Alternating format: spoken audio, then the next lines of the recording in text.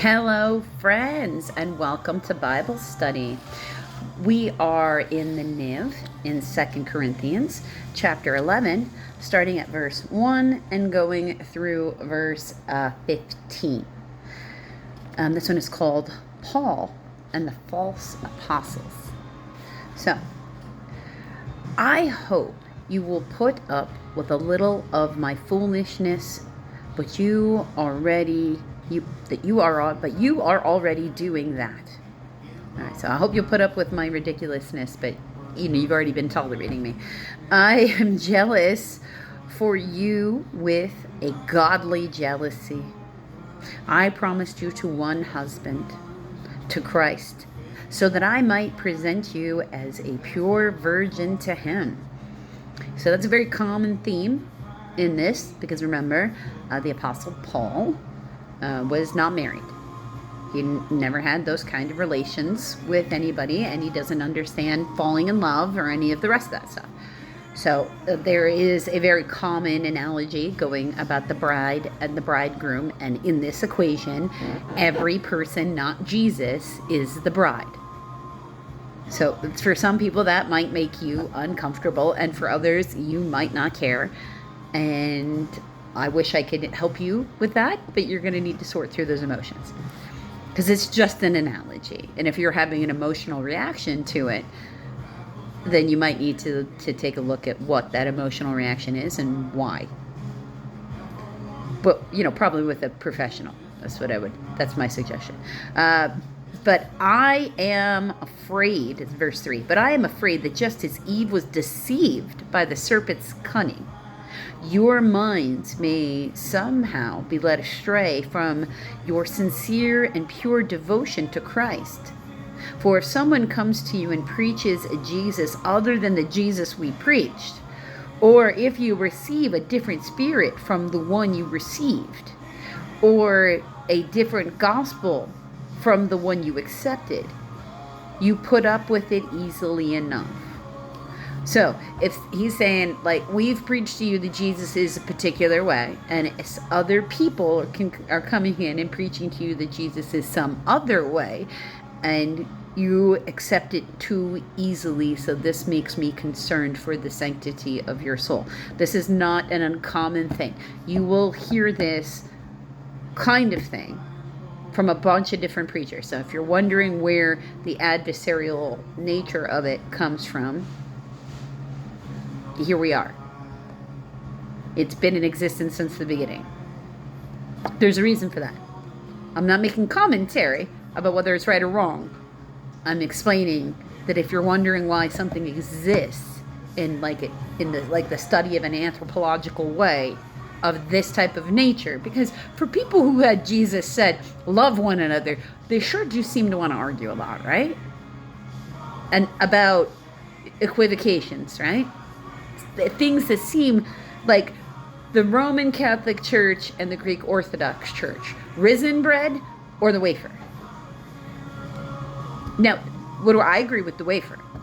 Why? Because it was matzah, it was Passover Seder, and it was unleavened bread, and it was a sacred time. That Passover happened at this. There's a reason why Passover and Easter are always right next to each other, because Passover is what he would have been celebrating that weekend.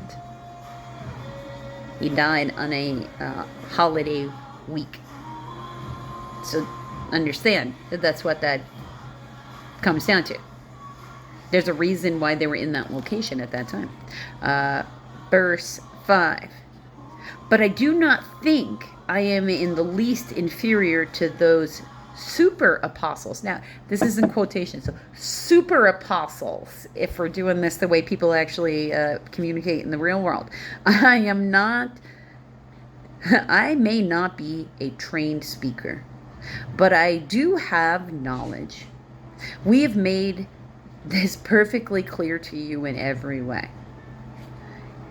Was it a sin for me to lower myself in order to elevate you by preaching the gospel of God to you free of charge? So, shyster ministers running around There have always been shyster ministers roaming around, like taking in tithing, getting money. You know, you got to pray to hear, you got to pay to hear me speak. Blah blah blah blah blah. Most ministers that if your person is lit up in their, it's lit up in their heart with this kind of thing, they you can't get them to shut up. They want to talk to you. They will Bible thump you. It's a thing. People are warned. You're gonna hang out with her, but listen, if you like, she's my friend, and you're gonna be around her, but you better be careful with what you're saying or what you're doing, because if you come off the wrong way, she might Bible thump you. I can't even help it. It's the nature of hanging out with me. This is what this means. Was it a sin for me to lower myself in order to elevate you by preaching the gospel of God to you free of charge? I robbed other churches by receiving support from them so as to serve you. And when I was with you and needed something, I was not a burden to anyone. For the brothers who came from Macedonia supplied what I needed. I have kept myself from being a burden to you in any way and will continue to do so. As surely as the truth of Christ is in me, nobody in the regions of Acacia will stop this boasting of mine. Why? Because I do not love you? God knows I do. And I will keep on doing what I am doing in order to cut the ground from under those who want an opportunity to be considered equal with us in these things that they boast about. So he's like, I don't want anything from you. I'm not asking anything of you. I'm not doing anything. Yes, now this is interesting because the two things before that, we have a whole bunch of stuff about money, giving money to Jerusalem. He's saying, well, he's there. Nobody is providing for him. It's not like he's out there doing lavish things. Paul has a very consistent habit within like all sorts of stories about him, where he was not afraid to just work. If he was going to be in a region for a really long time, he would go take some sort of, day job. He would make a certain amount of time to go preach at each one of the things if that was available to him. But if there wasn't enough money, he would go do work. So he can, continue to preach to the people and stay in the area as long as possible, because getting the gospel out was the main point, but getting the work done is getting the work done. Jesus had his head down and he did the work. And that's part of how you can tell the difference. Are they just talking about doing the work, or are they doing the work? Because doing the work looks different than just talking about it. Anybody can give lip service. Lip service is essentially useless. The only thing lip service does is if you are in an early state of faith and you need to keep repeating things to yourself in order to get yourself there, then lip service can do something, because you can make it a habit. Sometimes you do have to repeat affirmations before them to stick in your brain. For verse 13, for such men are false apostles, deceitful workmen, masquerading as apostles of Christ. And no wonder, for Satan himself masquerades as an angel of light. It is not surprising then if his servants masquerade as servants of righteousness. Their end will be what their actions deserve. So you can tell he's worried about Satan getting in. And this is why this upper part here really starts to matter. Because you do need to hold a certain thought and a certain belief system about Jesus, because we can't just go back and go, hey, Jesus, this person, they said these mean things and they said they were from you. Are you sure? I'm not sure. I need to know if you actually said those mean things about me. Because that's usually when it comes off. People are saying something that, could be true, or it speaks a fear you have, and you internalize that, and you make it something that makes you feel defensive. It's a choice. Do you want to feel defensive? Are you going to alchemize those people's words and take them to be your truth? Or are you going to stop and watch the content of the character of the person who's doing the speaking and look at what their motivations are? And most importantly, does it stay in the love vibration?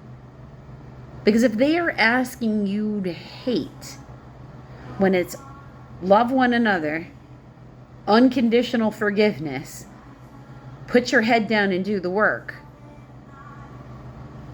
Like, really? Because, those were the things he actually said. Oh, and, the Eucharist. You're supposed to do the Eucharist. You're supposed to take communion. That's what that means. I'm supposed to make the Eucharist. I'm a minister. I'm supposed to make a Eucharist. People are supposed to take the Eucharist. Why? Because that's how you show him you love him. It's part of the thing. He asked you to. And that's why. And when people who love you ask you nicely, and you can, then you do. Now, if it's not conceivable for you in your, say, everyday life, then, you should find time and energy where it works in your life if you are a Christian and that's something that you feel drawn to do. For me, personally, because I'm a minister, it's convenient for me. I could do it every morning, and I find it makes a world of difference in me. But it's not going to be for everybody, I guess. I'm not big on pushing it and telling you that you have to, because that's not what he wants. He said love one another.